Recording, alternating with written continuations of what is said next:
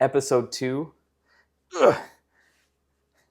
Episode 2, Conversations with a Mathematician, aka Nate Pollesch. So, I was shadowing a physician the other day. Yeah. And one of them has a bachelor's in mathematics. Mm-hmm. And he brought up the idea of quaternions. Do you know anything about those? And if you don't, that's totally fine. Yeah. I have run into those before, and but essentially, I feel like they pop up in physics a little bit, but I have not worked with them personally, and I think they relate to some sort of basis of things, and yeah, that's all I can say about Okay. it. Yeah, that's fine. Yeah. I was talking to Christian Kaufman recently. Yeah. And I think I've talked to you about this before. I have a huge fascination with the relationship between real numbers, real numbers, imaginary numbers, which sharpened me on this one. Yeah. They form complex numbers. Is that accurate to say? Yeah. Yeah. A complex number has a real part and an imaginary part to it. Okay. Yeah. Yeah. I don't know. I think that stuff is so fascinating. And then trying to understand why and how they show up in nature, I think is really interesting. Yeah. And I've had conversations with an electrical engineering professor about this. Mm-hmm. And maybe you have, I know we've kind of talked about it a little bit, but and maybe you have more to share about it, but he was saying that it kind of just goes back to, it's not Euler's identity, but it's what is it? Is it E equals cosine plus sine I? Is that what it is? Whatever that one that's wave form, and it has an imaginary number with sine plus cosine equals something. I can't remember. Yeah. And I thought it stemmed from Euler, him making that. That's Euler's identity. I can't pull it off the top of my head right now. That's fine. That's fine. Yeah. Well, and I think Euler's identity is interesting because it pulls together a bunch of irrational, really important and also irrational numbers, and sure. So it includes e and I and pi, and so yeah. I think it's e to the I sine of pi equals, I forget what it is. Anyway, yeah, it's something like that. Yeah. So, yeah. Well, and it's interesting because he's well, it just is kind of the way he said it was that math equation just makes it work. And this was only the first time I ever had a conversation with this professor, and so maybe there was more meaningfulness to be had, but there's this internal part of me was I'm not satisfied. I want more. I feel I don't know. It's interesting that somehow it's the idea that imaginary numbers are related to oscillatory or wave things in nature, and that's how we see them manifest. And maybe there are other ones or other ways it shows up, but that's the only one I've ever really heard of. Yeah. So I just thought that was interesting. I think I've seen them used for you mentioned electrical engineering. I've seen them used to model circuits and electronics flow, like electron flow. I think through circuits they use imaginary numbers in there for stuff. I'm trying to think of other places where they come up. I've never studied complex analysis or anything like that, and so so definitely not in my wheelhouse to talk a ton about it. But sure, that's one of the ones I can think about right now. So, yeah. And can we just double check? Is that recording? Yeah. I want to make sure this is recording. The last camera we used for my first episode, the camera we were using could only record the video in 10-minute increments. So we had to press it every 10 minutes. Okay. So I'm just double checking. Yeah. And I've heard of horror stories of people shooting podcasts and then it's oh, I forgot to press the record button, and then everybody's time is just wasted. Yeah. Yeah. And this podcast is, people ask what the format is, and I kind of like there to be just a very free-flowing thing, because I find myself having conversations with people like you, in your office or whatever, and it's I know sometimes I come in with more targeted questions, but I try to have that recreated here and document it, because it's been a long awaited thing of me wanting to do that. And yeah, a month ago too, like I kind of had an epiphany about it too, where I was like, like it wouldn't be just about like making this public and like kind of having it be potentially informative.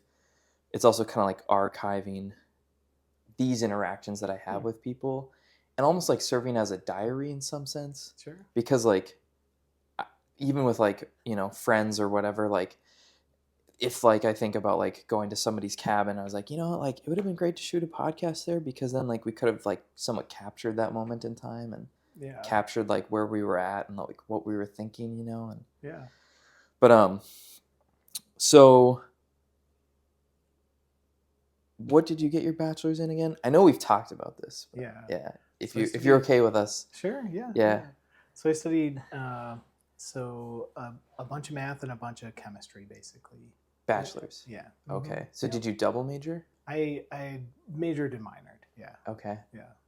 Cool. What college did you go to? Stevens Point, Oh, no way. University of Wisconsin. Stevens Okay. Point. Yeah.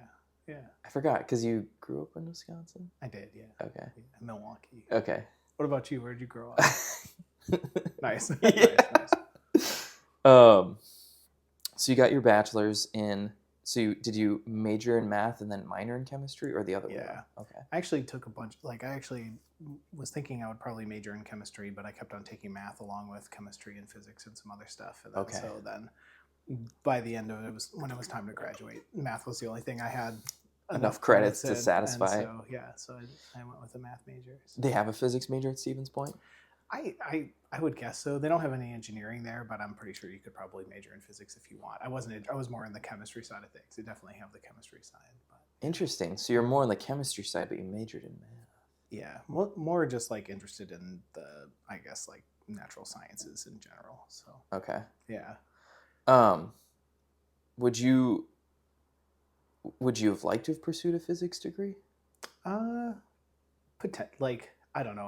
I pursued math in part because it was So interesting. tied. Like I was constantly, yeah. Okay. I found like when I was studying chemistry or physics or whatever, and then math, I would, yeah. I don't know. They went very well together in my mind. So. I totally agree. Yeah. I looking back on it, I would have loved to have double majored in math. I think it's such a as like a for anyone who's like an aspiring scientist or whatever, I think it's a profound foundation to have. Yeah. Because I think it just sets you up for a lot if you're not quite sure. Like you could go into engineering, you could go pre-professional, you could go, whatever. Yeah. Yeah. I think some folks the mathematics part of a lot of the like the physics or chemistry can be some of the challenging stuff, and so if that goes well for you, it makes it easier to jump into some of the concepts, I think. So. Yeah, and like I don't know. I know you and I think I've touched on this a little bit, but like I think like if someone can get the math down like beforehand, then like I feel like trying to understand the concepts, I don't know, I feel like there's so much you don't have to like try to do both at the same time. You could maybe try to extract more richness or meaningfulness from the concepts if you already have like a solid math foundation. Yeah. Well, sometimes some of the concepts are explained through mathematical relationships, so like that's helpful. Yeah. Yeah. Like physical chemistry. Yeah. Like I don't know what it was. I'm assuming you took it at Stevens Point. I did. Yeah. You did or didn't? I did. Yeah. Okay. It's been a while, but yeah. Well, like I was taking multivariable calculus at the same time I took PChem 1, which it was fun. Like it was fun to take both, but I don't know. I think it'd be fun to take like a hardcore version of PChem that was really mathematically rigorous. Yeah. But maybe I guess that's just like thermo, like engineer. Like when engineers talk about taking thermo, because like people talk about PChem being very similar, PChem 1 being very similar to thermo. Yeah. But yeah. Yeah. Yeah, I don't know. Yeah, that'd be interesting. I just remember what I remember about that course was that at the beginning of the semester, the professor just gave us like this huge packet of. It was all like calculus and mathematics to review before we could get into. Oh, really? Stuff. So that's what our course began. Oh, yeah. Okay. Yeah. So. Yeah. And our PChem professor, they actually pulled him out of retirement. Yeah. And he wasn't like formally a physical chemist. Like I think he at some point in his career like did some physical chemistry, but like I don't think his PhD was in physical chemistry. Yeah. And so I think that's kind of like another reason why they didn't push it too hard with like the math on that. Yeah. So and then masters. Hmm. What was your masters in? It was in applied math. It was. Yeah. Yeah. So what made you kind of decide that you wanted to keep pursuing math? Yeah, I think when I ended undergrad, I was really interested in tutoring and teaching, and so, Oh, and I thought I would go on to do that, and sure. so I thought about getting like a teaching license for high school, like K through 12, whatever it was, and then realized that like going and getting a master's degree would allow me to learn more, and then also like teach at like either up at a university or tech Yeah. college or something. And Right. so that's why I went that route. So Okay. it was always very teaching focused. So Okay. yeah. But then is there a shift? I guess like so then I finished my master's and then went on for a PhD, and about halfway through my PhD I decided I wanted to like try to get into some research, and so I did that, and so um, yeah, and then stopped teaching during my PhD and just started researching fully, and then yeah, some of the opportunities actually when I graduated, I had an opportunity to take a teaching job at a small college or to take a postdoc here at the EPA in Duluth to Oh, do mathematical ecology research, which is what I work on now. And so yeah, I decided the Duluth position was a better one for me. So yeah, so had to choose a route at some point, but Duluth seemed like a more ideal scenario at the time. So in yeah. undergrad, what was your favorite math class? Ooh, good question. Um, Man, calculus series are really good. I think the first course I took in differential equations, which wasn't like too intense, was really neat because that's when I started to first see that you can like model physical systems using differential equations and systems of them, and I thought that was really interesting. So it was it was a series for DiffyQ for you. At Stevens Point, their math program's like pretty small, so like I Okay. think it was just a one semester course of Okay. differential equations, but like you get depending on who's teaching and where you take it at, you get a lot more into the theory. This was more of like a Application. applications Yeah. and solving simple systems and stuff like that. Sure. Yeah, yeah, So that was your favorite math class ish. yeah. What was your favorite overall class? Ooh, good question. I don't necessarily have it Or if associated it's with like a class. I think there was like a professor who was like oh kind of like, left a but I've only profound took one, impact but I on only you. had one course with him, so it's essentially that class. And it was actually I took a lot of like natural resource management courses, so Oh, which included like soil science and stuff like that. And so I actually had a soil science class that the professor I found to be just like really interesting and kind of inspirational and stuff. So isn't that funny? I just feel yeah, like I don't know. It can be subjective, but like I think it's interesting to think about like I feel like if you have a really good profound professor, they can make anything just so much fun, you yeah, know. yeah, Like I yeah. had a similar experience with my world history professor in undergrad, and him and I still kind of talk to this day because I'll throw him questions mainly through Facebook chatting in the past, and I'll say like, I'm thinking about this. What are your thoughts? And Yeah. he sends me a PhD response that's just so multifaceted and like holistic, and I Nice. just love it because it's just like it just always reminds me of like how like I don't know, issues can just be so much more complex than distilling it down to like very simplistic things. And Yeah. so the soil science professor was probably your favorite professor. I think so. Well, one of the ones that had the biggest impact. Yeah. what Yeah. what what was it about the impact, like what I was just at like an interesting point. So I mentioned like chemistry and physics and stuff like that, but that was a little bit later. Like I went to Stevens Point specifically to study like natural resource management, and so I got there and I was taking like a bunch of the courses, and so including soil science and other things, and you get to a point where you have to decide like what you want to sort of specialize in for natural resource management. And I was at that point where I was trying to choose that, and like a lot of the courses I was taking in that program were really interesting, but they were very much on like the applied side and not really getting into a lot of the theory of like why things happen. And so hmm, and I was just talking with him about that, and still taking math the entire time, like I said. And so I don't know, I found myself like kind of at this turning point where I had to decide, like what I want to do. And so if ever given the option between, you know, any of the courses that, like did stuff without calculus or did stuff with calculus, I always took, I always tried to take the most rigorous version of everything I could take.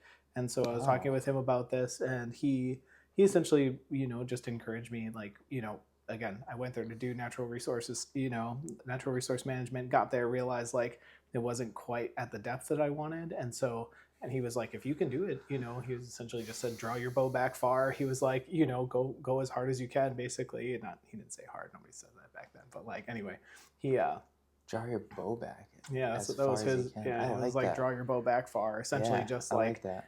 yeah. And so anyway, and so like I actually just left the College of Natural Resources, and then that's when I started studying all this different stuff. And so it meant that I didn't have like a direct major at that point in time anymore. It was like, okay, now you, and like I said, and then math sort of ended up being the thing. So Sure. yeah. So you said like pursuing the most rigorous possible kind of like way of Yeah. what why? Like what is there for you that's like pulling Nate Pollesch to say, I want the most rigorous? Well, one thing is that generally what differentiates those courses, like if you have like college physics versus university physics, or like, I don't know if you had that stuff at your university or like whatever, but sometimes they offer like multiple versions of the same Yeah. course. Yeah. And generally what differentiates it is like whether they give you like the full treatment using like calculus or some of the more like, Right. mathematical descriptions. And so for me, that was like part of the interest. And so that was it. And so, if I could take the physics courses that the physics majors were taking versus the physics courses that were gen ed or whatever, like I wanted to take the physics courses that the physics majors were taking, if I could take the same thing with chemistry and so forth. And But so, why does that appeal to you?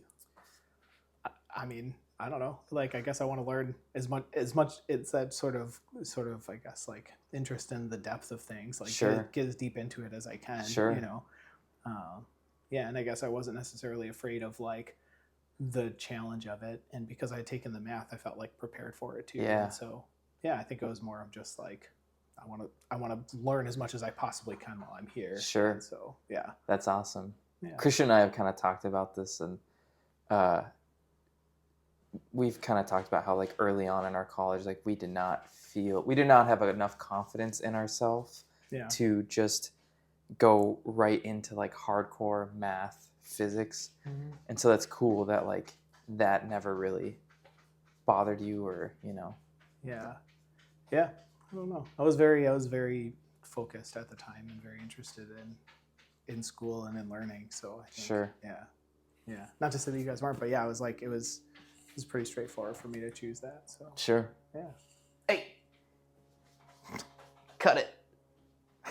um, Love it. so masters, Mhm. and you said applied mathematics. Mhm. What was your favorite course there? Um,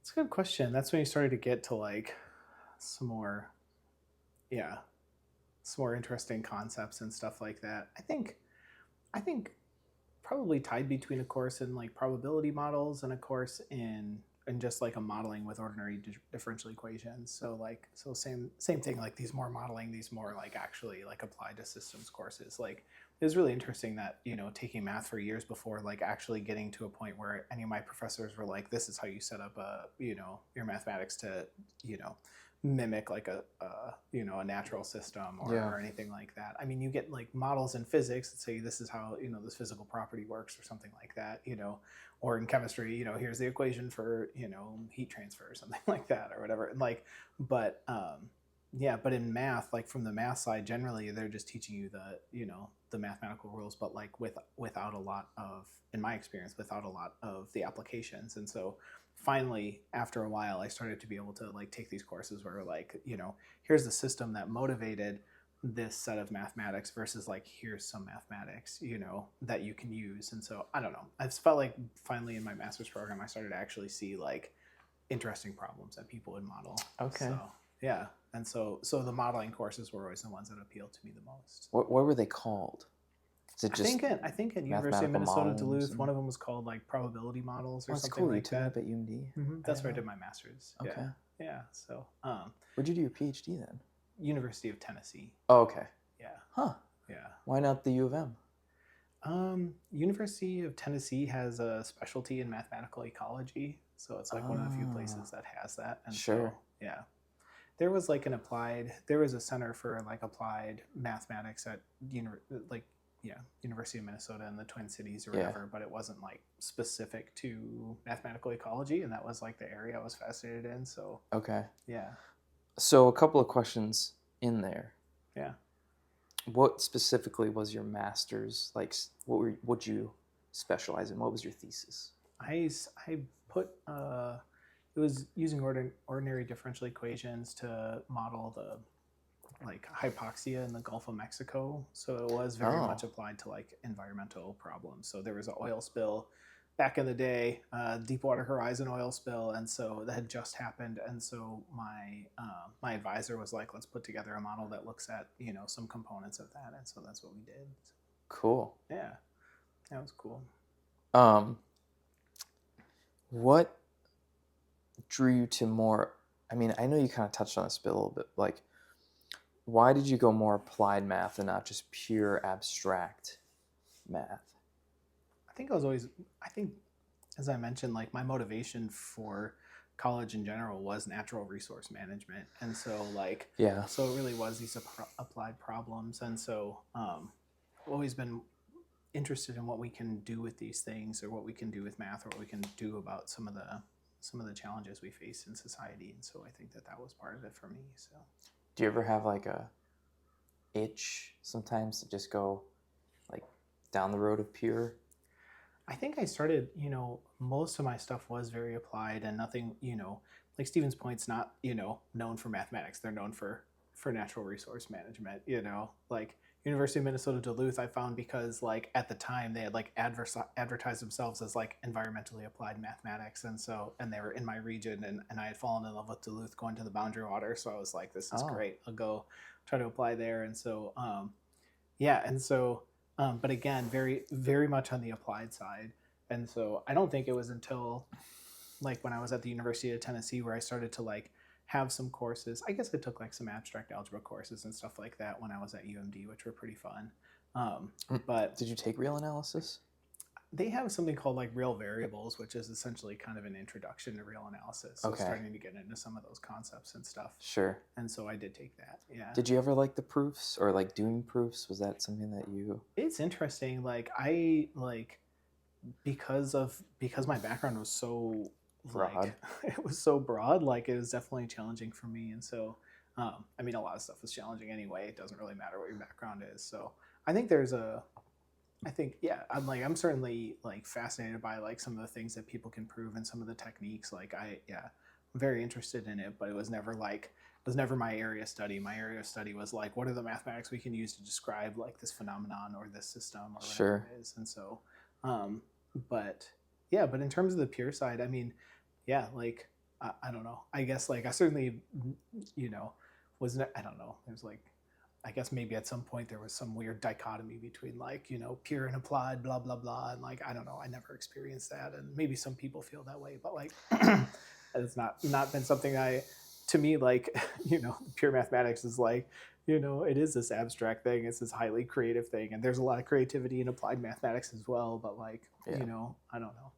Like, I have a huge appreciation for the people that are, studying pure mathematics and just like, living in these, abstract worlds and trying to show, trying to show logical conclusions to these systems of mathematics that we've created and like, and prove certain results, because certainly this stuff like transfers over to us, as applied mathematics or applied mathematicians. So yeah, some of the stuff is really interesting.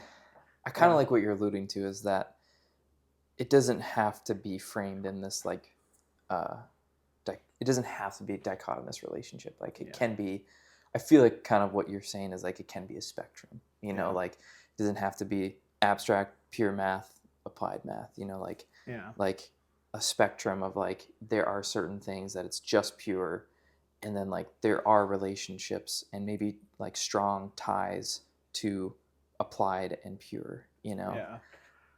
And I think you and I have talked about this. Like I absolutely love the idea that like pure mathematicians, like Christian and I were talking about this, like Hmm. how, and he kind of said this as a general rule that pure mathematics um, typically uh, predates like a, I don't breakthrough might be too extreme, but like people have used pure mathematics, things that were established hundreds of years ago, 50 years ago, whatever, to Yeah. make breakthroughs in certain areas of like physics or something. Yeah. And Yeah. I think that's so interesting when Yeah. like that happens, when like a pure mathematician finds out something new, discovers something new, has a revolution or something, and then Yeah. like at some point a theoretical physicist looks at it and be like, I can actually use this to do.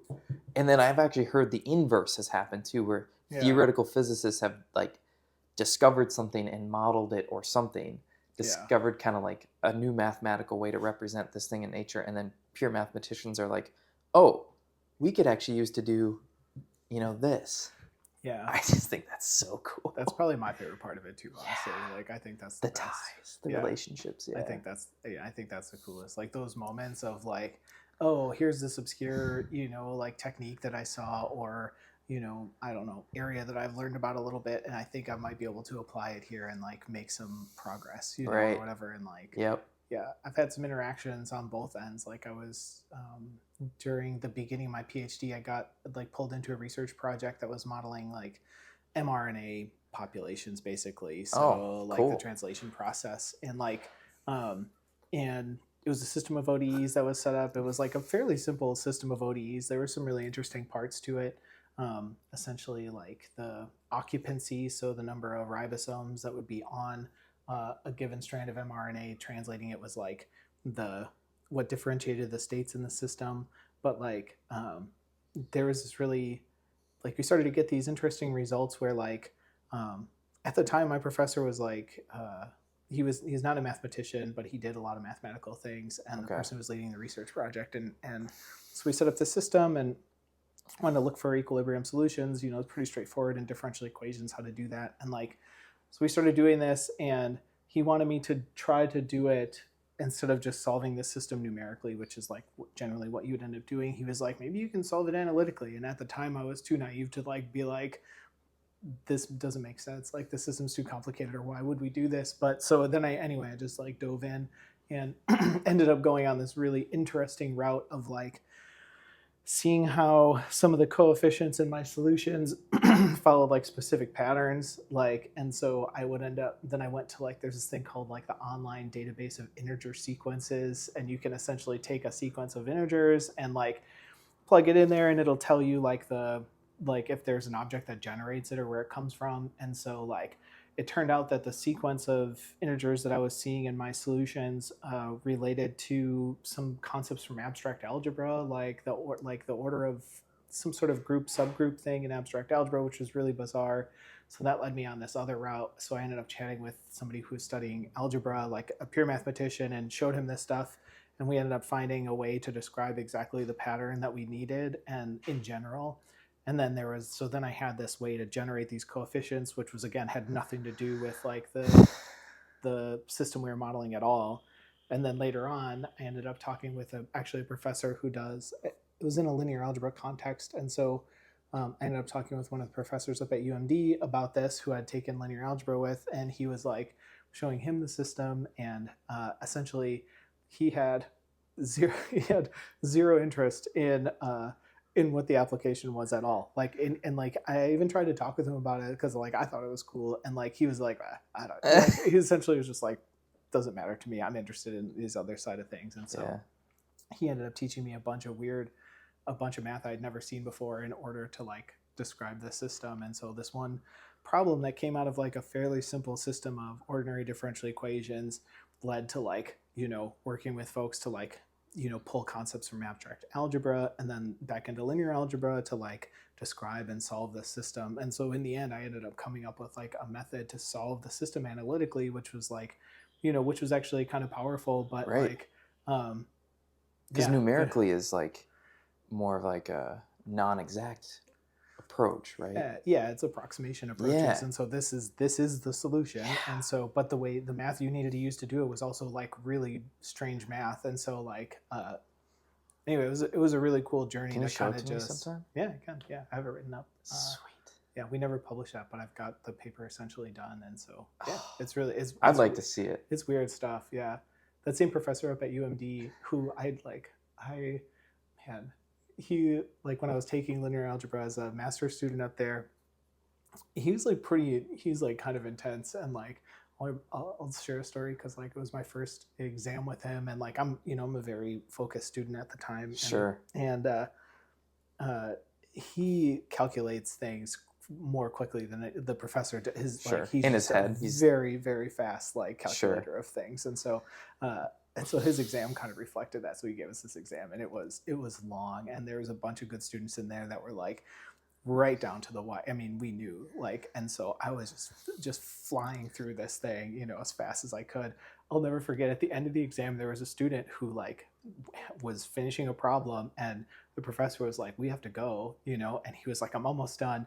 And they literally like it was like out of a comic. They were literally tug of warring his test back and forth while this guy. I was like, I can't believe that this just happened. It was wild, and I was like, all right. I turned my exam in, and at the time I was also like a little bit less assertive and more shy, and so I got my test back, and like I like there was a question that I had gotten right, and it was like a very complicated question, but I didn't show any of my work because I didn't have time. And then he just marked it off and was like, "You didn't show any of your work." And I Oh. was like, "There's no way to guess this. You Yeah. can't do this on a calculator. Like I Yeah. didn't cheat, Right. like." And so anyway, but at the time I was just like, "Oh, bummer, maybe Yeah. next time." But now I would probably be like, "Give me those points," Anyway, but yeah. So, but that same professor was the one who helped me when it came to like figuring out this interesting stuff for this modeling problem. And also, even more recently at the EPA, there was like a modeling, like a result I was looking for.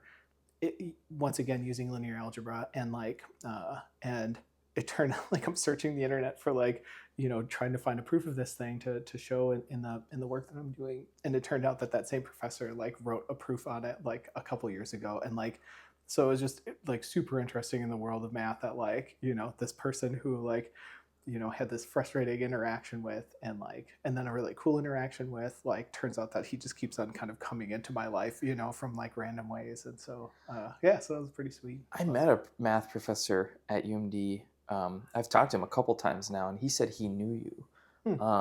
He has a master's. I can't remember his name, but yeah. It's not a big department. They've had some turnover, so like some of the folks that have been there, yeah, I think maybe he's helped you with Cafe Scientifique. Yeah. I wonder who would be. Yeah. Sorry. It doesn't matter that like yeah. I know a lot of the professors that are there.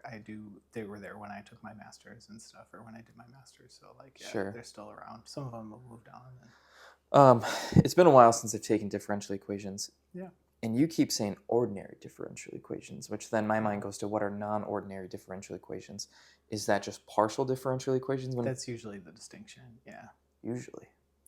Or that's the distinction. Okay, I didn't know if there was also something there, like if someone has a non-ordinary differential equation, but that's not a partial differential equation. Yeah, it's a good question. No, there might be, but not my familiarity is ordinary. The differentiation that I'm aware of is ordinary and then partial. Because I remember there was linear and nonlinear differential equations. And nonlinear were always, I think, a little bit more tricky. Mm-hmm. I can't remember exactly why. Maybe because you couldn't always solve it analytically, or if you did, it was tougher.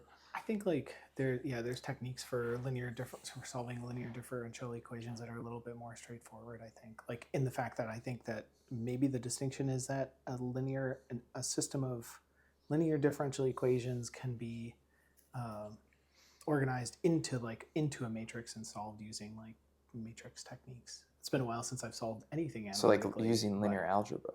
Yeah, you organize it in that way. But again, working in that world, everything I do is computational now. So getting back to the basics of like, oh, here's a system, solve it analytically. That's like, it's been a while since I've done that, but I think that's a differentiation. So is there nonlinear algebra?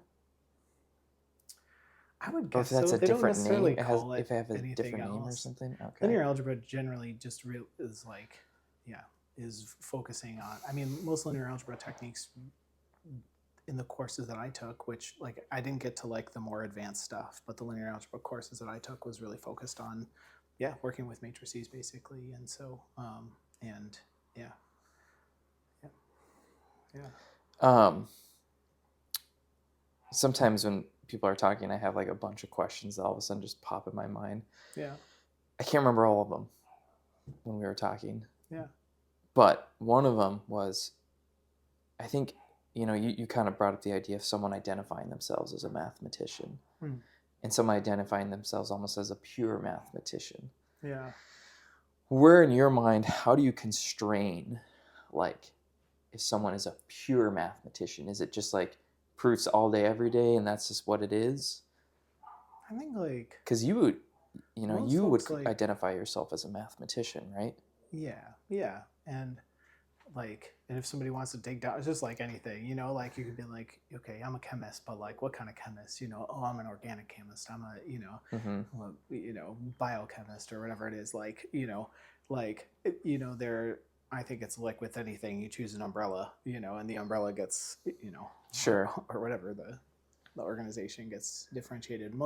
I'm like the conversation would generally start with like mathematician and then like, oh, what do you study? And then they'd be like, they might say I'm pure or applied, but generally, I don't know. For me, the conversation would generally be like, what do you study? And then they would say some area of things, and there's certain areas that are more on the applied side, and there's certain areas that are more on the pure side. So like, but yeah, so I don't know. Just like anybody with a specialty, you just dig down a little bit more and more and more. So Sorry, did you just say there in your realm what you're doing? There's yeah, areas that are applied, and there's areas that are pure. I mean, using what's generally on, general understanding, I would say I'm just much more on the applied side. Okay. So, I but was just gonna ask but the what do you? interesting thing is, like I said, even recently, like needing a result, or like having an idea of something in a very very applied scenario, uh, and then going to the literature to find a result that's very much on the pure side of things. There was no physical motivation for like that result that professor, Yeah, showed. It was yeah, just he was just studying these things, and it turned out that the result that he proved was the exact result that I needed. And yeah. so it's that interaction of like, I think that's one of the coolest That's so things. cool. Like, for me, again, like being much more on the broad side of things in terms of mathematics, like I think what it allows me to do is like, scratch the surface on a lot of things, and so and read and just be able to read things like to a certain extent.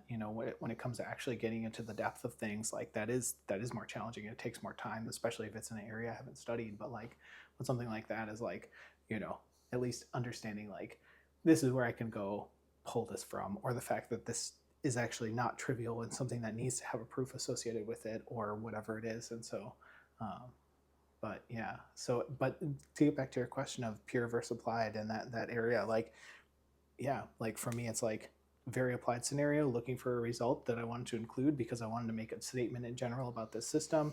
And then it's like, okay, let's go to literature and pull from the other side. And so, but yeah, like I said, I think, I don't know. I mean, there's like this meme that I can't like remind myself of when or like I can't describe perfectly, but it includes like some Star Trek characters from from a while ago. I think it's from Voyager. It's like Tuvok and this other guy, and anyway, and there's usually like the setup is always like, you know, are you two friends? And like one person says yes and the other person says no, basically. And it's like, I'm wondering like in this world of pure versus applied, if somebody was like, like, do you think this exists? Like the applied mathematicians might be like, no, it doesn't exist. Everybody's fine. The pure mathematicians are like, absolutely, whatever. But like I said, to me, it's, yeah, it's more of the problems you work on, I think, and so, but again, like it's all mathematics. So,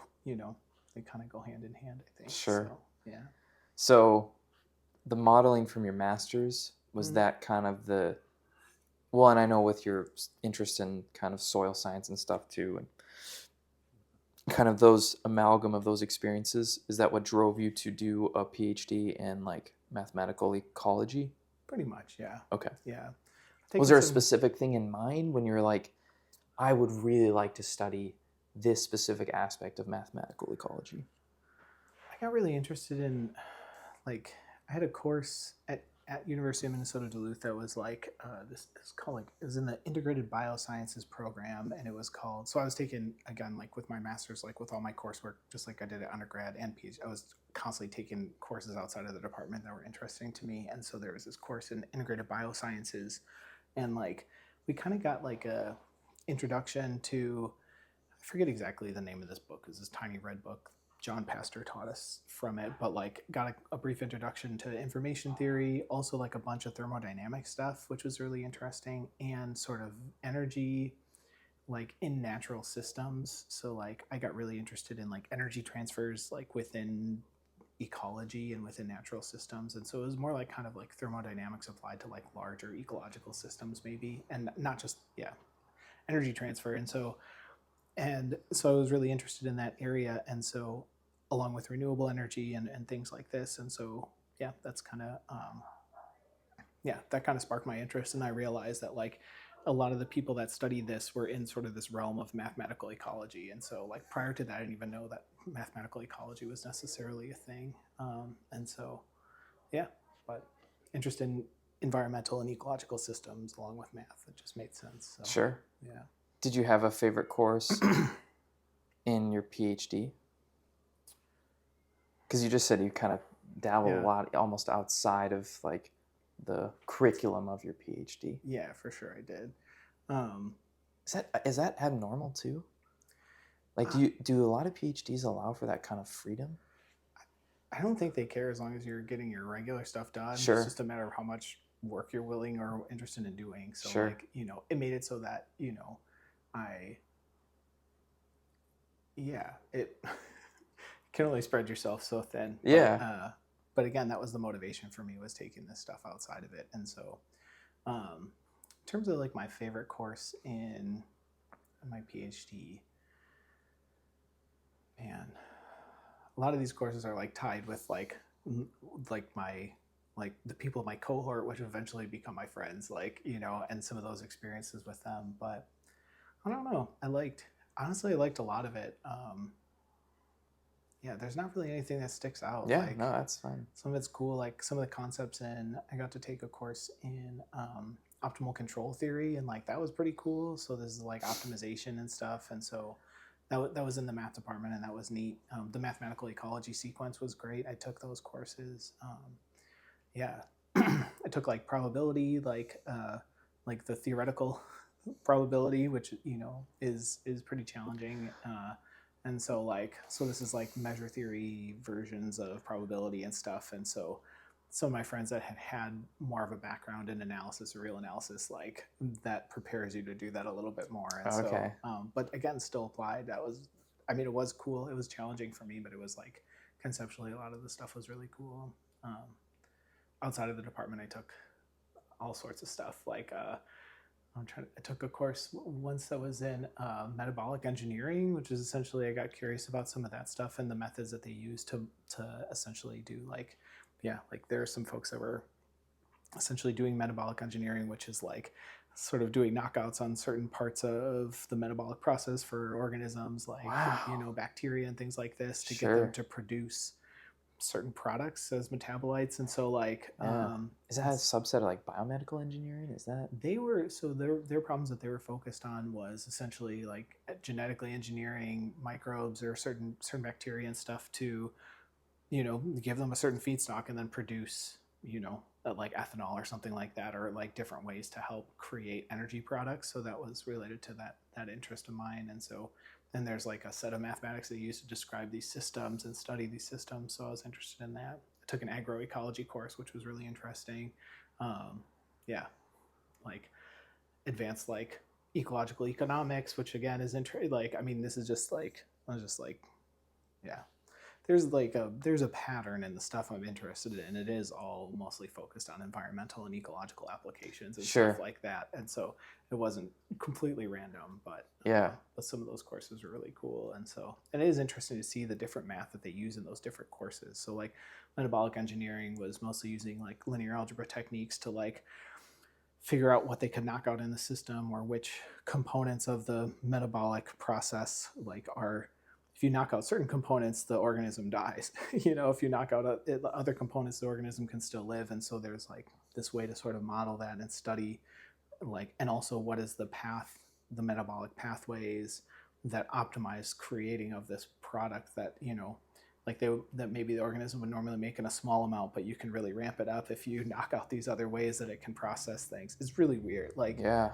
and then, so that was mostly linear algebra stuff. And then ecological economics, you actually use a lot of optimal control theory, which was kind of cool. And so like, that was interesting to see that crop up. And, and so, yeah, it's interesting where the different math comes out. And Yeah. so, yeah. And so did any of those classes have like a lab component, or was it kind of more just always in like the theoretical math? Well, you said that agroecology had a lab component, but like, yeah, at the time, I forget most of, like, I feel like I audited a couple courses, which means you just kind of sit in. Yeah. But I also, like, a lot of times I think if I thought about auditing it, I just was like, I'm just going to take it because otherwise I won't actually, like, it's too easy to prioritize other stuff. Yeah. And so like, yeah. So I can't remember, but yeah, agroecology had a lab component, but like the metabolic engineering course was, was all lecture based, and same thing with ecological economics. And so how would they know like something like would die?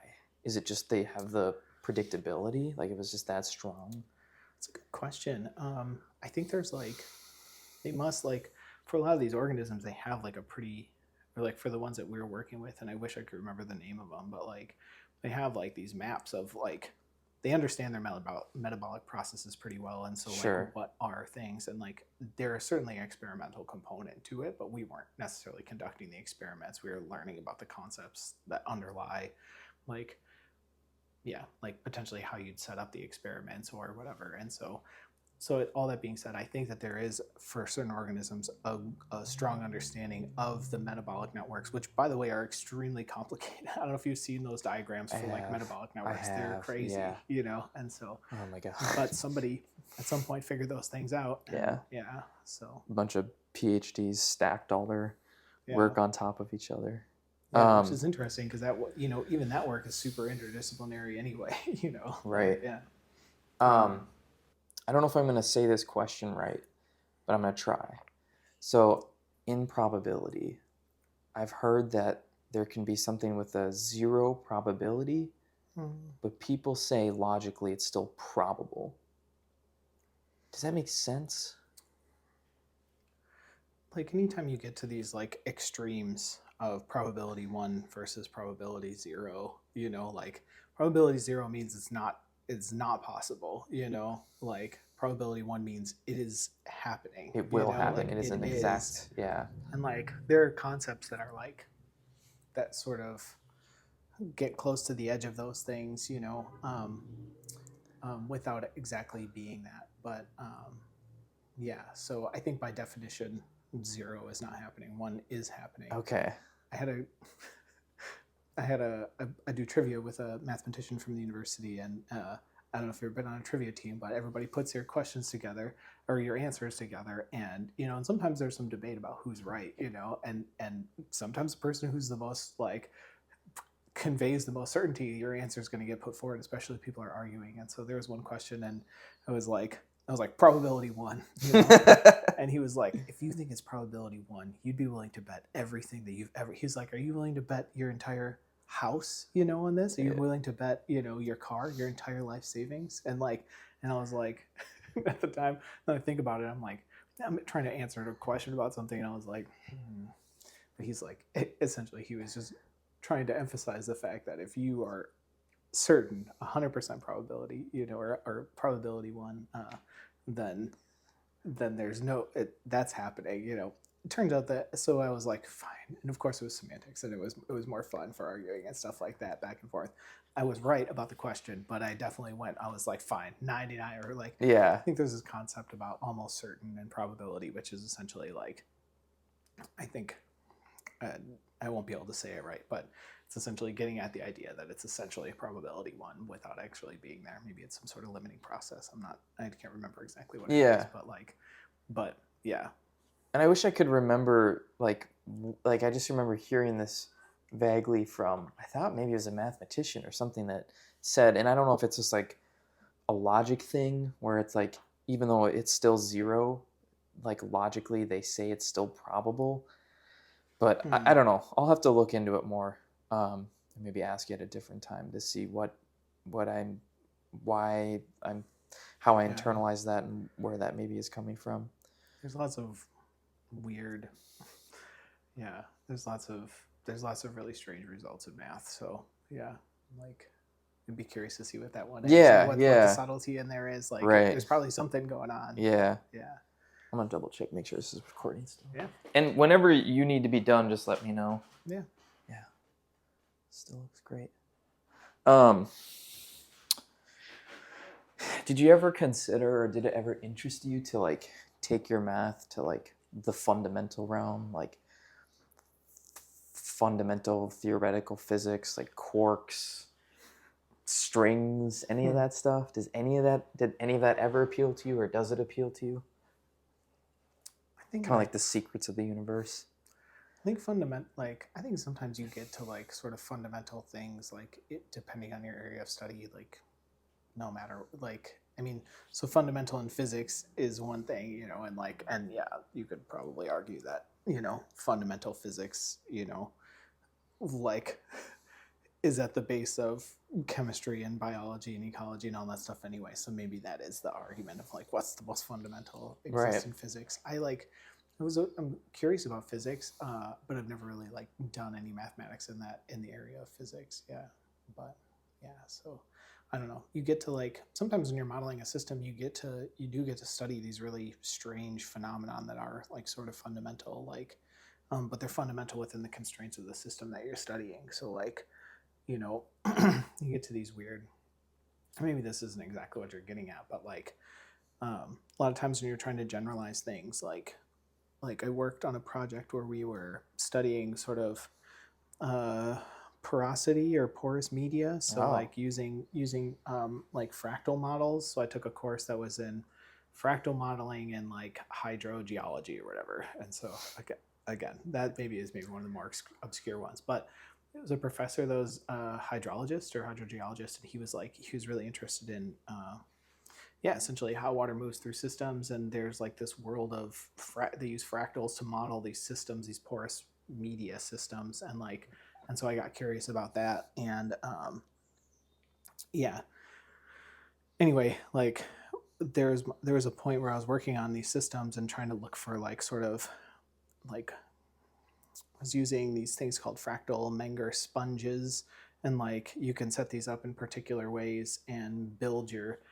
fractals are cool because you get like a bunch of complexity, but you can generate these complex like objects in a very simple way. And it's just by like choosing like, how many pieces you break like a unit cube into, and then how many of those you remove at any given time step. And so for studying porosity, you get these phenomenon where you have these very large pores or very small pores inside of a physical system. And so the fractal model was like really good for studying porosity at multiple levels, and they use some of the mathematics surrounding that. And so but we are really interested, I got interested in some of that modeling. And so um, we started simulating these systems and trying to see like when you could, with certain dimensions for your fractal, like when you could like guarantee like a path through the porous media and things like that. Like after a certain number of iterations, you can guarantee that you'll have a path through the media, which like again, like wow.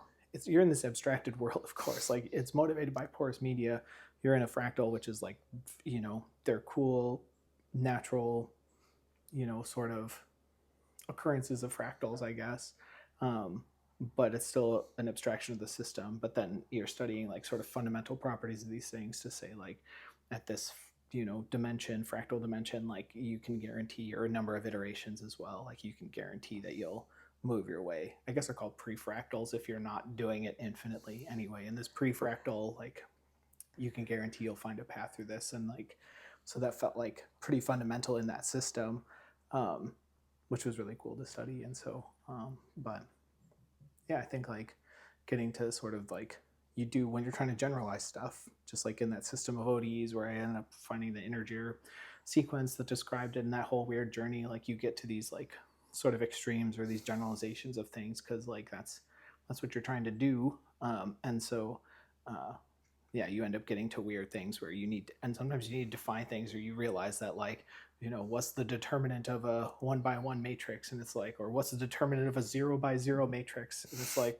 okay, that's like, and then you need like these weird like sort of, let's just assume it's one, or or whatever all these weird things that happen. I can't remember what it is, but like when you're generalizing, it definitely, you end up at these extremes. But in terms of, yeah, like physics and stuff like that, I haven't like really gone into that realm. And Sure. yeah, yeah, With fractals, yeah, uh, I really don't know much about them. For yeah. some reason, my mind always lumps it under like the idea of chaos theory. That's part of it. I think Okay. some of that stuff comes in there. So fractals are kind of a modeling or technique used in chaos theory, but it can be generalized to other areas too. I don't know if I'm being I'm trying to accurate. think of so there is, there's, trying to think of the connection. So one of the courses I took as a master's student a long time ago was a differential equations course, but it also, we talked about fractals and we talked about chaos.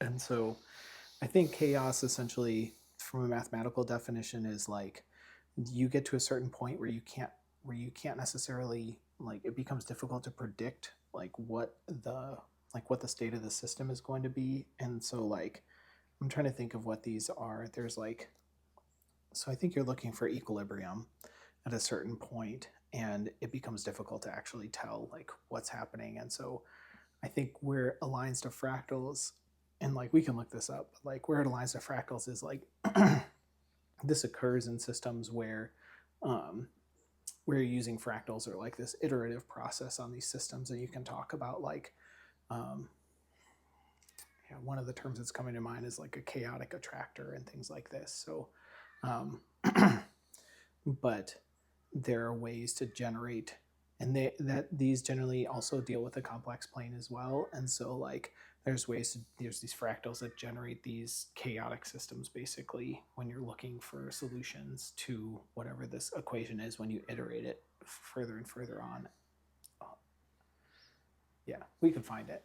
Sure. But yeah, I think so. There is a connection between fractals and chaos, uh, and I guess dynamical systems more than ODEs. Like, so dynamical systems are larger.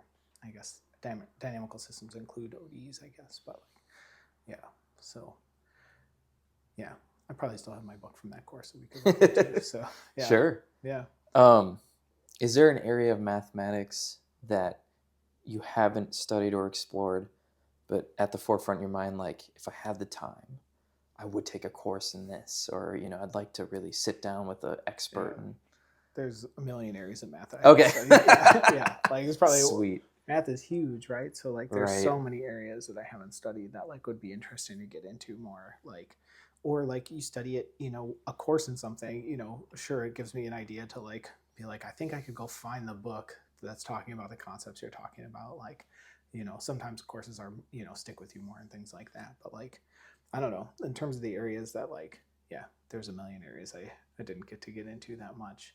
What comes to Some mind like right away? I never did any kind of like number theory or combinatorics, and like Okay. that stuff is really interesting. And like some of those techniques are really, yeah, are interesting. I never got to study like graph theory in any kind of like rigorous way. So like, but I end up like using results from graph theory like to motivate like doing network analyses and things like that. And so I'm like trying to learn some of those concepts later. I never really got into real or complex analysis other than like a course, like a required course to kind of get into it. Um, yeah, like I had like a 1 semester course in like, topology. I mean, there's this whole world of of honestly like amazing math out there, and it tends to be more on the pure side of things. But even still, like even on the applied side, there's like a lot of, I took like a couple courses in PDE, but like there's a lot of theory there. I mean, it's just like, and it also depends on what professors you have and who's teaching what, Yeah. and at what time. Like it's a lot of Right. timing stuff, even with somebody who's studying math for, I don't know, I guess like 12 years, whatever it is. Like, there's still a timing component to what you get to learn and when. It's like maybe the semester after I, took PDE, the professor taught a course in wavelets and what those are about, and so I'm like, I don't, I don't know harmonic analysis. I mean, there's so much math, like just So like anything though, right? Like there's so much chemistry. There's so, like yeah. so if you had it your way, would you try to like take a course, or however it makes sense in your mind, like a course in math that you're interested, like for the rest of your life, like every fall, every spring, you're now taking this course, you're taking this course? I like, yeah, that would be interesting. I like, yeah. I think if it was up to me, I would like. I mean, I love continuing to learn stuff, so like I'm always trying to learn whatever I can. Sometimes just reading books. Like right now, like it's kind of died off a little bit, but like we had a reading group at the EPA for a little while on information theory because a couple of us got interested in that, and so that's one way to supplement it. And that's the thing, you You're kind of invited me reading to, books, right? yeah. Yeah. And so sometimes you're just reading books on areas, and it's nice to have other quantitative folks in there to help you puzzle through ideas that are coming up. And so that was actually really cool. That's probably the most recent like area I've been like curious about to see what I can work in prior to that. But again, it's all motivated by, for me, it's a lot of like, generally it's motivated by an application, or it could just be like I saw a cool talk that pulled a technique out that I hadn't seen before, and like I want to go and learn more about it. So Sure. yeah. Would I go and like take courses at the university? Like, I don't know. I think at this point, like I'm not opposed to any of that. So like maybe, Sure. it's hard to imagine like working that into a 9 to 5, Yeah. schedule and stuff. But Yeah. yeah. So Let me check my phone. yeah. Okay. Yeah, my girlfriend, she works, and I'm driving her to work. Yeah. I think so. We can probably go for a little bit longer. Let me just double check. We doing That's on no time? problem. 11. Yeah. And yeah, like I said, whenever you're also, if you need to get going. Yeah. Um, We can chat a little bit longer. You can wrap it up too, whatever you want. do people only talk about proofs in the context of pure math? Like, do people use proofs in like the technique of like a proof in physics in applied math? I think like if you are trying to me, I would say, yeah, I'd say proofs, kind of crop up wherever math is used. Like some things have already been proved. I think in applied math or like in modeling and stuff, like you're not necessarily trying to prove new things, but like if you were to be the most rigorous and you make some statement about like a system and say, I can, this system approaches this value, after, I don't know, if you run the system indefinitely or something like that, you're going to, and like, what's the result that proves that? So I think it's like, if you're going to make a statement about the mathematics of a system, proving it is like, that's the rigorous way to do it. Or if you say like, submitting this without proof, here's some simulations, whatever it is, like, so for me, so yeah, in applied math. So like, I had the example I brought back where I went up to that professor recently and was like, hey, or when I was digging for like a particular proof, there was a phenomenon I thought was probably happening, and I was like, I'm not exactly sure. Let's see if somebody's proved this or whatever. And so so then I was able to find a proof of it. And had I wanted to make that statement of like, it's acceptable to do this thing. So essentially in the system, it was the idea of if you are looking for an eigenvalue that is the product of a bunch of matrices, you do like a cyclic reordering of those matrices, which in my scenario meant for each day of the year, the simulation, I had a matrix that described, sort of movement within the system. And so I had 365 of these matrices. And the question was, if I start my simulation on January 1st and use that as the first matrix and then have my matrix product and look at the eigenvalue of that, will I get the same dominant eigenvalue? Will I get the same result if I start it by shifting that matrix out and then moving like maybe December 1st as the first in the sequence of the products? And the question was, yeah, does this lead to the same dominant eigenvalue, which is important for understanding long-term dynamics in the system? And so and so I was curious about it. So I'm like looking up like cyclic reorderings of matrices and eigenvalues and things like that. And that's where I found that proof that somebody had proved it. And so in this scenario, what that means is that you can start your simulation on any day of the year and you'll come up with the same dominant eigenvalue. However, the eigenvector associated with it, which tells you the distribution of the states basically associated with that, that eigenvector actually changes. So in one, and you've got part of a result and part of this other thing. But what that allowed me to do in the system is say, for us in the simulation, start the simulation on any day of the year that you want, however, and you'll get this result, but you won't get this result. And that's proven, like that's done, so I don't need to speculate. You don't need to simulate a million times. It doesn't matter. There's actual proof that says that. And so, and that's an applied scenario. So That's cool. so if you make these generalized statements, math allows you to prove these things. Yeah. So something I was talking to Christian about, and I want to see what you think. So, like in science, there's been like theories established. Yeah. But then someone's like, no, actually, it's wrong based off what we found here. We've disproven this theory. Yeah.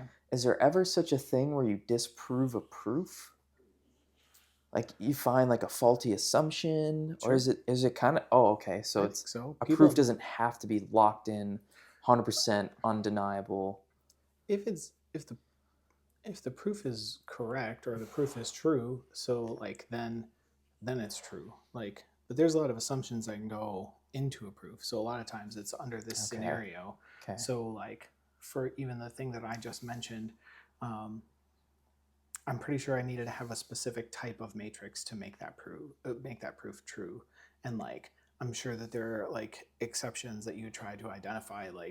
There's weird cases. What if all the, I mean, who knows? In that case, it wouldn't work. I was just going to say, you get to these weird degenerate cases of things where it's and that's actually one of the coolest things about math is people come up with these really bizarre counterexamples of these things that feel super intuitive. And all of a sudden somebody would be like, what if I did this strange thing? And then does the proof still hold up, And so yeah, I think in general, if your assumptions and your system that you're doing this proof in are stated well and and you stay within that bound of things, then your proof is true. It's one of the places that you can actually prove things, and that's the example. Somebody could find an error and you could think you proved something, and you could show it to somebody, it can be like, here's a counterexample, or here's whatever, and then you go back and you realize that the statement you made was wrong, and then usually through that counterexample you can get some insight into why it's wrong. Can you think of an example throughout math, like the history of math, where it's I'm trying to liken it to something as profound as Einstein's theory of relativity or something like that, where it's just so profound and so revolutionary and so robust, but then all of a sudden whatever this math proof existed, and then 300 years later someone was like, no, actually you can't make that assumption, and then it just shakes the ground. And it's a good question. I mean, the thing is whether the assumption is useful or or valid is a different thing, right? You could say if I assume that this, you can make really constraining assumptions that maybe make it not as generalizable to other systems or something like that. And sometimes that's a technique for proofs, is start with a small tractable system and then start to relax assumptions. The function is continuous. The function is, whatever, just, whatever other properties you might have surrounding a function or a series of functions that are, and you can start to relax the assumptions and see in what ways it's true. But so I think, so it's different, it's interesting in a biological system or ecological modeling. If you say, I assume this is happening, I assume this is happening independent of temperature. Somebody could be like, that doesn't make any sense. Temperature is really important in the system or whatever. And you can make an argument about that. But if you're here are my assumptions of the system, or here are the bounds of the system I'm looking at this type of functions with these exact properties, blah, blah, blah. And here's the result. And that, again, within that bounds, if the proof is true, there's that, but again, people do come up with counterexamples, and but generally it's, just disprove it. Yeah. We show that this isn't true. Here's a weird counterexample you can construct. The thing, I don't know. I wish I knew more about it, but like, um, there's a I can't remember his name. I'll have to look it up later on. But there's like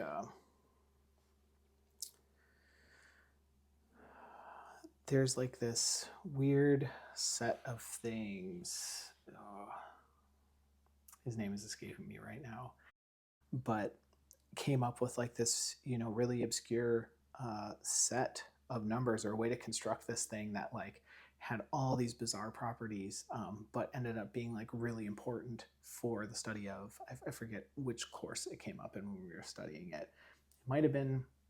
I don't think it was abstract. It might have been just in some sort of like advanced calculus course or something like that. But like anyway, I can find it later for you. But like Yeah, no, I'd be really interested in, but it's like because here's a set of it's like having to do with like a function that's like discontinuous everywhere, but also still has some weird property. It's like yeah, all these things that like are really unintuitive that like but again you can prove them. And so like so math frequently will challenge your intuition about like there is an intuition for math and like that's true, but like also you need to be like my experience you need to be very willing to flexible. like set your intuition aside because like there's so many times where you think a thing works a certain way and like and Yeah. again it's like it's really important to have these people whose minds just work differently that are like your intuition is it's not it's wrong. Here's a weird way to think about this that like that shows you that this thing that seems so logical is not, and so I can't, yeah, it's bothering me. I can't think. The No, Cantor,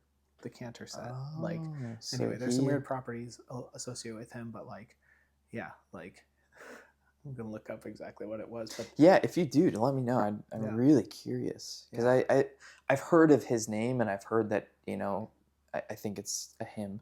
yeah. Uh, I've heard he's made a profound impact. I just don't know the context or understand what he did really. I'm just picturing. There's this thing called the Cantor set, and I think essentially it's like you take a line and you like a yeah like a line and you divide it into a certain number of sets and a certain number of sets and you keep on dividing it and you start to get these really weird properties that exist that like end up being like a counterexample for certain things that you would think are logically provable. Like that's Yeah, what I remember. interesting. But Okay. I'll have to find it. But the way he constructed it was constructed in a way and it served as like this important counterexample.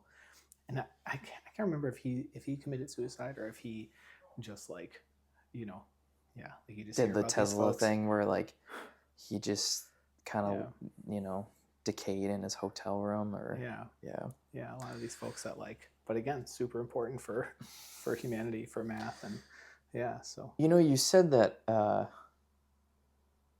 said that it's not uncommon for these great mathematicians or whatever to lose their mind.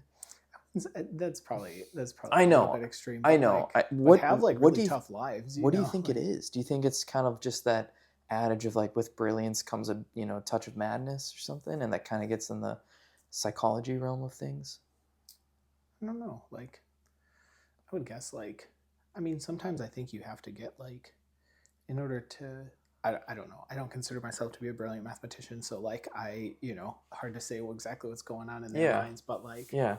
but in terms of like I wonder, I speculate about like the ability to like you know like focus in the amount of detail and with the intensity needed to like do some of these things, Right. like And have like kind of no one maybe else if that's believe in you too in a maybe way. that's a part of it, or like or to see things in a way that people don't see, like maybe it does just take a mind that's wired differently, and Yeah. like and maybe there's hard things that come along with that socially or Right. economically or Right. whatever it is that make other parts of your life difficult, like you know like maybe again maybe there's like an obsessive quality with it. I don't know if like some of these folks were like I was obsessed with proving this thing and that's what you needed to do to like make it through, and again like there are some trade-offs, but like I think it's certainly not the story for everybody, and Yeah. but there are examples of these these standouts that had really difficult lives, like really brilliant people that had really difficult lives, like personal lives and stuff, and so or strange personal lives, like yeah, so Yeah. Um a bunch of things came to mind and then they went. I know we've talked a little bit about this. Um, Euler. Mm-hmm. Going back to this idea of mathematicians who've just contributed so much. Yeah. Do you think to do that now, just because of how much exists in the world of math, it's that much harder and almost impossible to kind of do what those kind of people did? It's a good question. Yeah, that's a really good question. Yeah, hard to say. I mean, um, yeah, it's just hard to think about at the time, like what enabled him to do that. Right. Like, I mean, some of the areas that he contributed to that I know about are like he essentially like sort of invented graph theory. Okay. Like so that's like a whole branch of math that he worked on, and then there's like like the like Euler's equation, which I stumbled to recite Yeah. before, but that's like not in that area of things at all. Like these are two like really fundamental and cool parts of math that like he helped create, and so like Right. you know, um, yeah, hard to say. Yeah. I just think it's interesting. And like, obviously these guys are beyond brilliant, like probably beyond my comprehension. But like, Yeah. it just makes me curious of like, kind of given almost like population probability, like, do these people exist now? But it's just harder to hear about them because like their intense efforts and brilliance is spent in like such a specialized thing Yeah. that like, because of how much is established now, you don't necessarily hear about them. But like maybe Yeah. at the time too, Euler, like you don't get recognized for it until years after, 50, 100 years after. Yeah. And so maybe that's an aspect of it too. I wonder about that too. As mathematical knowledge expands, like it's harder to, if you picture it, I'm picturing it like a tree, like if, and like at the beginning, maybe you can make contributions in multiple The areas, like branches, significant the big stuff. But branches, as we yeah. branch from further and further, like you Right. said, maybe making a contribution out here on this branch, which is still super important and adding to the depth of understanding of mathematics, Right.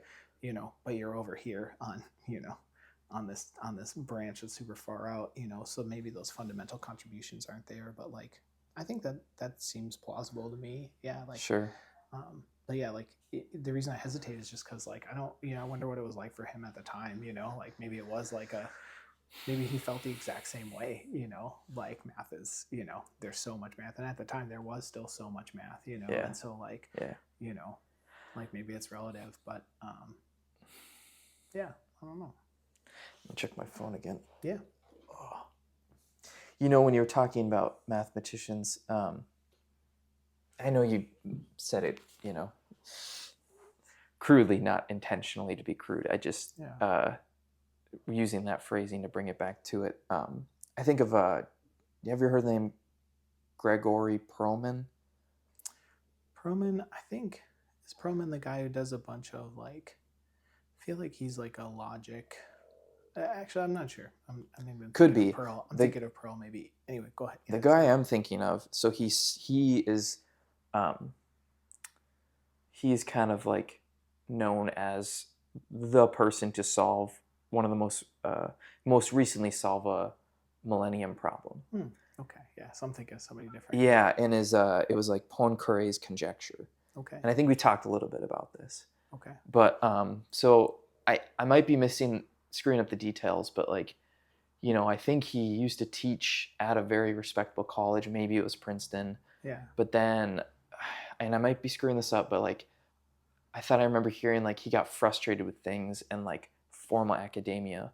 Yeah. And I think even said at some point, like, I'm going to go do this. Yeah. And so like he left, I think, academia and like spent the next 5-10 years working on it. Yeah. And he basically solved it. I think he did have contributions from other areas, but my understanding is he did like the lion's share of it. Okay. And so he kind of made these breakthroughs using these techniques. And like now, my understanding he's like in Russia, and he's kind of like tucked away, doesn't really make himself available. And after he like solved it, proved it, he did like a year or two of like touring at different colleges, but now it's just kind of like tucked away. Okay. And that he kind of came to mind when you were talking about, like was that brilliance maybe kind of combined with a touch of whatever is going on, and Yeah. yeah. It's hard to say, like, yeah, if you need to, I don't know. It'd be nice to think about examples of, I think also the mathematicians that like have hard lives like stick out to us too. If you hear like, oh, this person, or a scientist that had a really, like you remember that, you think about like, Or the opposite. yeah, Like I think of, you feel free, maybe I'm no, wrong on this, but like Rene Descartes, yeah, you know, fundamental to mathematics. yeah, But like from my understanding had a pretty good life, like very wealthy, yeah, extremely smart, not only in mathematics but also in philosophy. yeah, He's got his oh god, this is bad that I'm not remembering it. It's like Method and Meditations. I can't remember what his book is called, but he's got a really famous one, and his yeah, whole line is "I think, therefore I am." okay, It's like probably his biggest quote, most recognized quote. But yeah, from what I can remember, it's like he talks about how like, he's sitting there and he's looking at the beeswax and he like thinks about the beeswax at this super deep philosophical level and all this stuff. yeah, And there it's like almost the flip side of like, and this is whatever 500 years ago. And I'm part of the reason why I bring this up is like I wanted to kind of talk to you about the idea between like intense, profound mathematicians hmm, and their relationship to philosophy hmm, and what you think could be there and why do you think there's maybe this correlation between these really profound guys, Isaac Newton, Pascal, Rene Descartes, like hmm, why do you think there is kind of like that relationship between them being able to make these absolutely profound hmm. impacts and contributions in like mathematics and then also, these profound things in philosophy? Yeah, that's a good question. I haven't studied philosophy really. I mean, there are some ties in mathematics to like to things like, Logic and yeah, just logical things like right. these, I don't know. I tend to think about mathematics as like a very, I don't know.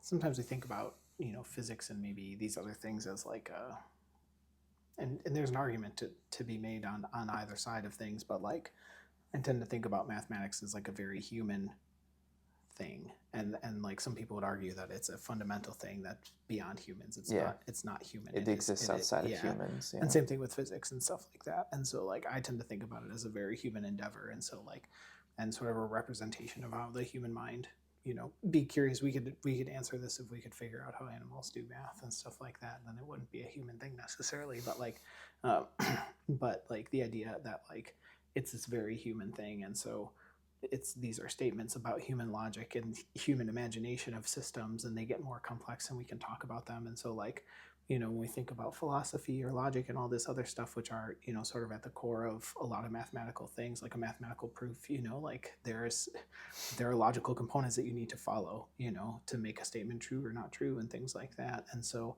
um and so I don't know, like I think, getting back to these very fundamental parts of like how our minds work or how we can understand the universe or the things we're experiencing, it's like maybe not super unsurprising that like, especially back in the day, like folks that are thinking deeply about mathematics are also thinking deeply about philosophy and logic and all these other areas. And so, you know, also like you mentioned too, I think there's a history of mathematicians or folks that are sort of, they have patrons, like the way that they get to spend their time doing this, especially way back in the day, instead of like doing something else, is they were they were patron, they had patrons that, Patrons allowed them, like whether it be kings or whoever, that like allowed them to like do kind of what exist, they want. Yeah. live, and like work on these problems. And Euler was like that. there was an interest from like royalty and things like that to Yeah. like sponsor folks to do this. Right. And like, and that saved you from being,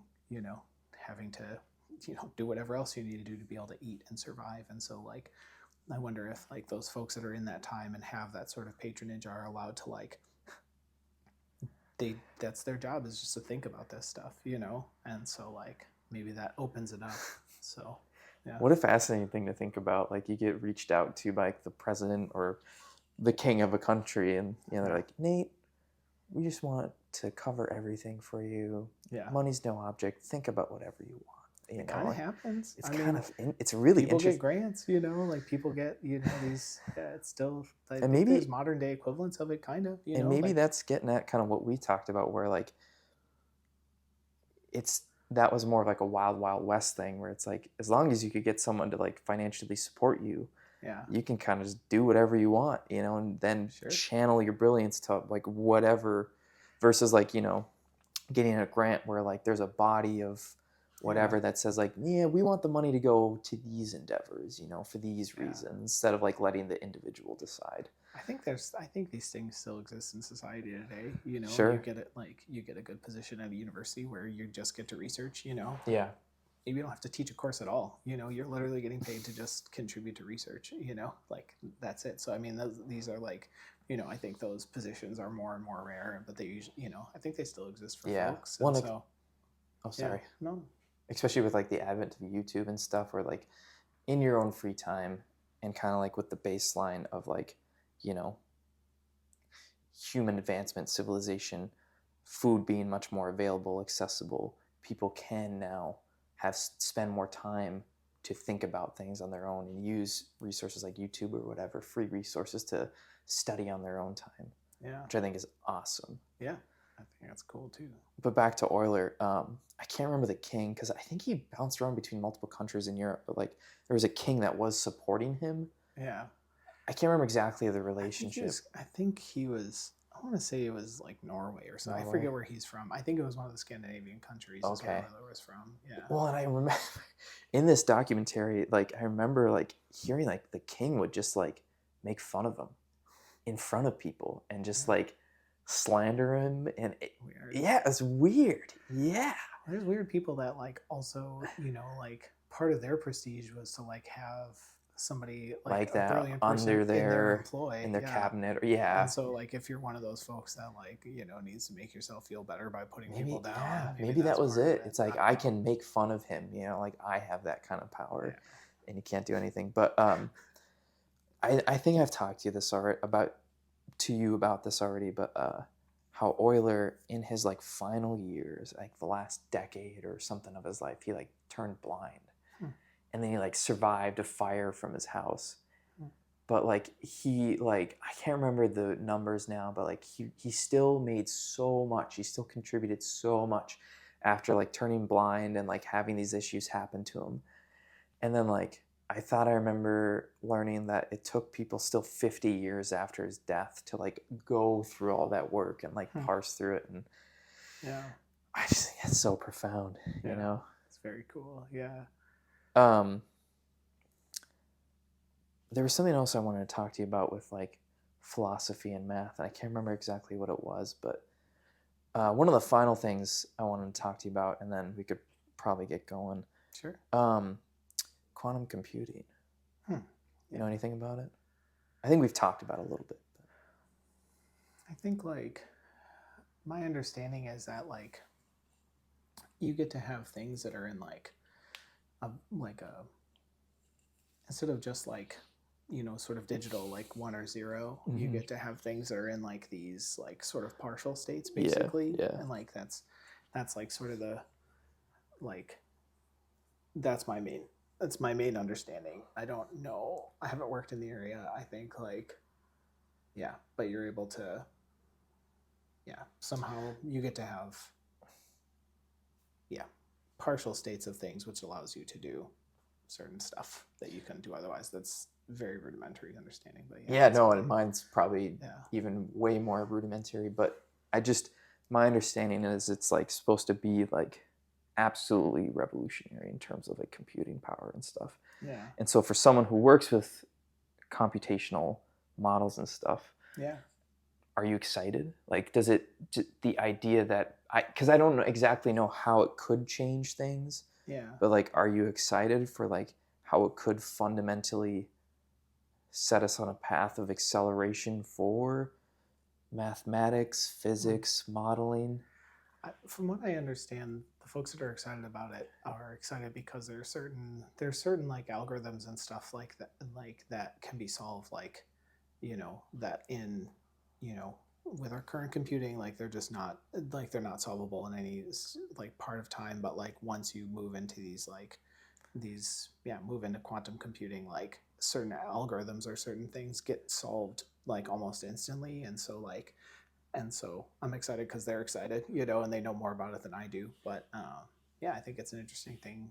Yeah, not knowing a ton about it, it's hard to say, and like Yeah. how it would actually influence like my work and the stuff I'm doing. Not really sure. Yeah. Most of the stuff I'm doing isn't really limited by Computing power. computing power anyway. Like most of the Sure. simulations I'm doing are not in that realm right now, and so um, but yeah, so I guess like secondary, type B excitement or whatever it is, like Type B. whatever it is.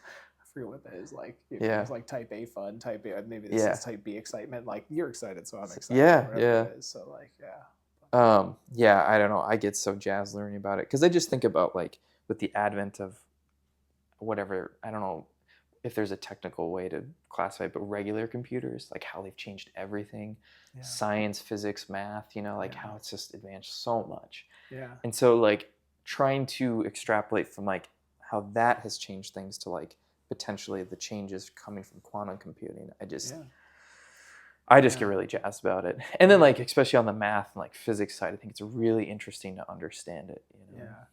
Yeah, I'd be curious to see if it's like revolutionary in the same way, Right. like what it leads to, like I Right. said, I think my understanding is it leads to solving certain things, significantly quicker, or there's a certain stuff you can't solve in our current computing system. So like what is the ability to solve these additional things or solve them significantly faster? What does that open up? Right. Yeah, I don't know. Or kind of coupling that with like AI and AI itself getting more and more sophisticated, advanced, smarter, Yeah, and thinking about how like that we can start to use that as tools of leverage to no longer have to use the bandwidth that we use now to solve the problems we're solving now, and then yeah, take that bandwidth and place it on these next problems. And yeah. like I don't know, my mind goes to like the Riemann hypothesis and thinking like, could quantum computing somehow get us the proof, and like I don't exactly know how that would, but stuff like that, where it's just like all of a sudden now like mathematicians can finally put it to bed, put it to rest, of like stuff like that, Cool, yeah, yeah. yeah, yeah. That'll be neat. A couple more things. Sure. Who is your all-time favorite mathematician? And then, or because maybe this is the same person, who is your all-time currently alive favorite mathematician? That's a good question. I mean, I'm trying to think of the mathematics that I use the most. Like, I don't know. I think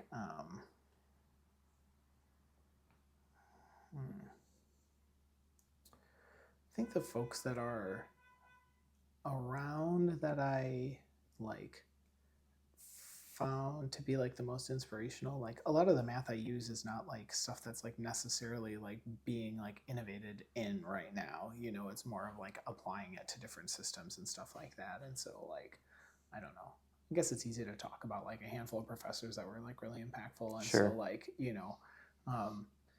yeah, like yeah, there's been a bunch. Like generally my advisors, like there's this guy named Harlan Stetch who was up at UMD, who I like. Standout attribute for him is like he's very thorough, very deliberate about every single thing that he did. Also, what's his name? Harlan Stetch. Yeah, Stetch. He's retired now, but like okay, yeah, like just like the most thorough, most deliberate, like professor I had, and also like maintained this really important like work-life balance and like impressed that upon me. Like, he's one of the few professors I know that like have very clear boundaries between like, I'm not answering emails at all times, you're not going to find me here. This is when I'm here. That's it. Right. And so that was like important for me to have somebody like that in my life to stop me from just driving myself crazy at all times on, that's awesome. But yeah, like there's a professor who also retired up here. His name is John Pastor. Also like really interesting just for like bringing new concepts and introducing me to like these cool mathematical concepts applied to like ecological systems. Yeah, so a lot of my mentors and professors ended up being that way. Like, yeah, there's Yeah, I mean, there's just a handful of people you run into, you know. Sure. There's some other cool like mathematicians. I like got to listen to this guy, and I think his name's Eric Dumaine, and he was like studying. He's like he's one of the people who helped like really innovate like on like he's known for sort of his work in like origami, which is really interesting. There's like this he mathematized or was part of the group that mathematized, I believe, like origami and folding, and so like came up with some really bizarre like proofs of things essentially, like, so you know, algorithms to create any 3D object, you know, or most 3D objects from just from folding arbitrary number of folds, which is like which has a bunch of really cool applications. So like, and I mean, yeah, so that was like really fascinating math to learn, like again, like totally outside of the stuff I generally do, but like hearing his work in that realm, which like again feels like this really just like, you know, I don't know. I mean, I think part of his story was like he grew up in Canada, and I think his dad was like a toy maker, like made puzzles or something, and Oh, so I think he was like homeschooled or whatever, and then like but like really innovated in terms of this world. And like the stuff that appeals to me is his math has like this really physical component to it, oh, which is really cool. neat. So like, What's his name? Robert Dumaine? yeah, I think it's Eric Dumaine. Eric Dumaine. I can double check, but like that was cool. I got to see him talk as an undergrad a long time ago, and so that was fun to listen to him. Harlan Stash. Yeah, yeah, I don't know. Like, and historically, I mean, man, I don't know. Yeah, lots of little contributions from lots of little folks. Euler's a cool one. I mean, like, mostly just like hearing a little bit about graph theory, like, and you know, again, not an area I studied, so I'm like kind of fascinated by it, and you know how he sort of created that, and yeah, I don't know. Yeah, lots of little contributions from different folks. So Sure. yeah. Sorry. Turing, Alan Turing is a fascinating figure. Like, I mean, yeah, yeah, Um, I've remembered a couple more things. sure, Part of the reason why I was going down that road of proofs and yeah, can they be disproven, yeah, it was kind of like leading you down towards and I don't know how much you know about this. I think we've talked about it a little bit, but Gödel's incompleteness theorem. okay, Almost kind of like holding on to this idea in my mind. And again, I'm not a mathematician, you know, maybe one day, but could there be a way in which that's disproven? You know, that's a good almost like, question. kind of like, yeah. That's a weird one to think about because I again I haven't studied that area of things, and like I think essentially what it says is that like there's a strict statement of it, but you know, I think the intuitive or the simplified way that I understand the little that I do about it is that like within a particular system there are always statements or things that won't be able to be provable within that system that you create. And so like, so that's the idea that like there are things that exist that we might want to prove that we just cannot, you know, within the system. And again, there's a rigorous way to state that. It's interesting to think about like, you know, a disproving of that particular thing. So, and you know, but I guess like if it's a theory, you know, there's a proof of the theorem, then there you go. You know, it's already proved. So like maybe somebody will come up with a counterexample eventually or something. But like, yeah, yeah, hard to think about it. But I think it's mostly I just think it's pretty meta to think about like trying to disprove a thing that talks about the ability to prove or disprove things. So like, yeah, Proving that math can't always be proven. So you disprove this yeah, thing that prove that math can't yeah, always be. exactly. I think you're going pretty meta with that. Yeah, which is kind of funny to think about. Six dimensions deep. But yeah, I don't know. So that's really interesting. So it's like almost like it's like, and maybe that I relate it to science, and this is what I absolutely love about science is that all it takes is almost like one exception, one counterexample, one thing to disprove it to where, you know, I mean, and in math, you know, this is probably the difference is like once the proof is set up and it's accepted to be a proof, Mm-hmm. like theoretically it can't be disproven, like logically it has been proven. Yeah, But then almost like if somehow somewhere someone 200 years down the line yeah, set up this crazy math that was like, no, actually based off all these things, yeah, I've proven that Gödel's incompleteness theorem is flawed. yeah. Is that like logically, like, is that kind of maybe what you're saying with a counterexample?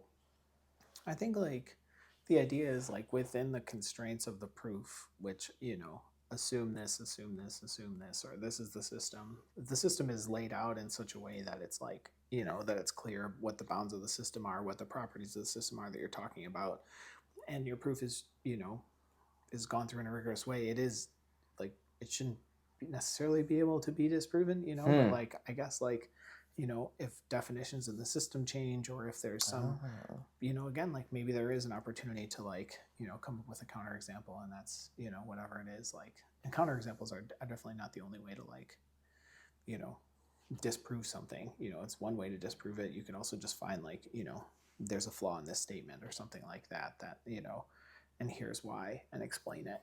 So like, yeah, I don't know. I don't think about that. Like, yeah, I think theoretically, if you've shown it, but again, I'm also not somebody who's like spent a lot of time proving things. So, yeah. Cool. Thank you. Yeah. Of course. This has been great. So I think we'll just cut it there. Cool.